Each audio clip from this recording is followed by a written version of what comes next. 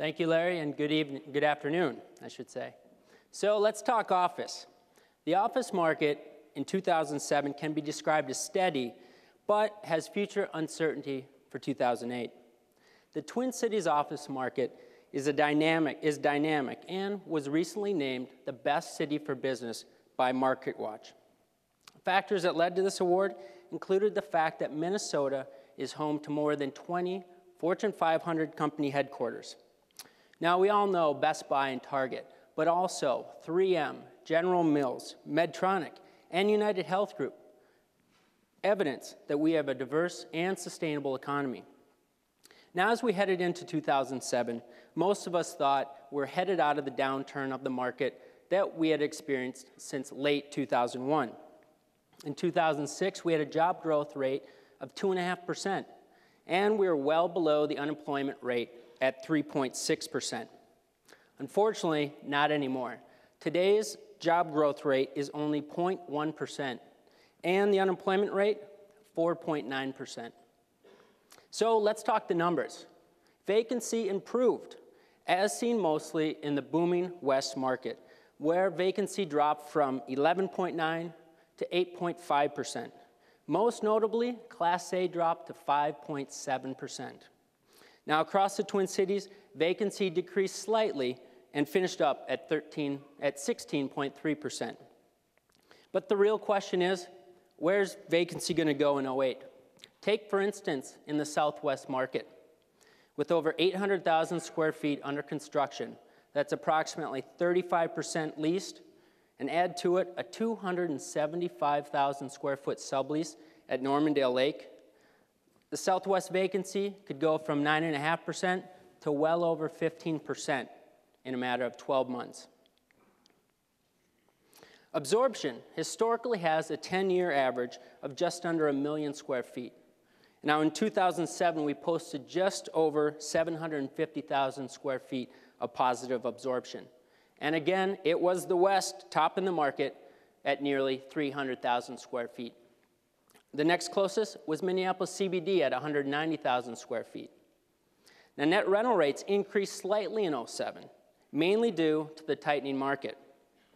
But as we get into uncertain times, well-located Class A will grab onto the coattails of new developments and will continue to push rates, while Class B and older Class A will find themselves battling for tenants. This could cause a very steep downward pressure on net rental rates. Now let's get to the drivers that behind the numbers that are shaping our market for 2008. New developments. How will this affect the existing product in the market today? Secondly, lead development or green development, or maybe it's employees lead principles, or maybe it's built with sustainable design features. What's this all mean, and how will it affect our future? And I'll finish up with a forecast for 2008. Now, new development between the West and the Southwest, there are 11 planned developments totaling 2.3 million square feet, and 5 under construction totaling 1 million square feet. Now, congratulations to Opus in the West, Duke, Ryan, United, and Solomon in the Southwest for signing tenants to kick off their projects. But this is only half the story for 2007, as the developers have been busy on the single tenant side of the road. Now, here are a few of more than 11 single tenant projects to get underway in 2007 and 2008. So we see two sides of the story. Single tenant development going gangbusters, while multi-tenant development is going okay. There still are vacancy concerns due to a softening business climate.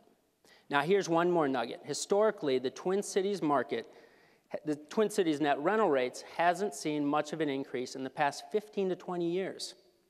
Now, I'm confident there are two factors that will break this cycle. First, the increased cost of new construction, and secondly, the amount of new investors that have come to town paying record-setting prices for properties that now need to garner a higher net rental rate. Now, as developers, owners, and investors, you deserve higher rates to right that ship. Oh, and I'm also convinced that the Twin Cities market will move past the typical 3 to 5 year lease term and move into a 5 to 7 year lease term market. Yes, that's right. 7 is the new 5. Now, green development, it's a hot topic. Whether you're talking real estate with a corporate client or sitting on the couch on Sunday morning watching the McLaughlin Group. One thing we know, green is gold. Because of this very public initiative, many companies see LEED as a recruiting or retention tool, but some are still not willing to go all in with LEED. Take, for instance, Medtronic. Their 1.2 million square foot corporate campus isn't LEED, but they did design with some sustainable design features. Additionally, energy efficiency is a continuing driving concern for corporate users. Adobe Systems, as referenced in the 2007 Green Building Survey, spent $1.4 million to retrofit all 3 of their existing corporate headquarter buildings. The investment paid off to a tune of $1.2 million in energy savings each year. One green concept that is catching on in other markets is the waterless urinal. Yes, that's right, I said waterless urinal. The second generation technology is able to help reduce a building's water usage in half. Who thought toilets could be so interesting? So, you see, you have the tale of 2 cities. One side, you have large corporate users with good credit shifting towards LEED development and willing to pay the extra freight. This result being that LEED buildings will have better credit tenants, allowing the LEED building owners and developers to achieve higher building values. On the other side, you have medium to small local companies that will migrate to less expensive Class A and Class B properties. This will result in increased activity. However, there will be fierce competition between these similar buildings. This is where the real battle will be fought. Now, if I was an owner of a Class B or older Class A property, I'd dig into my reserve, create a plan, and do whatever I can to be best in my class. And most importantly, better than the guy next door. So, now into the forecast for '08. Should be an interesting year. Vacancy will increase due to the amount of new developments and a softening economy. Absorption will remain constant or dip slightly. We haven't seen the full effect of the subprime meltdown, and there will be a lag in business confidence. Construction will continue, though, with at least 2 notable projects coming out of the ground in 2008. They'll both be in the West. Net rental rates will continue to increase. Though the market is soft, majority of landlords are continuing to push rates.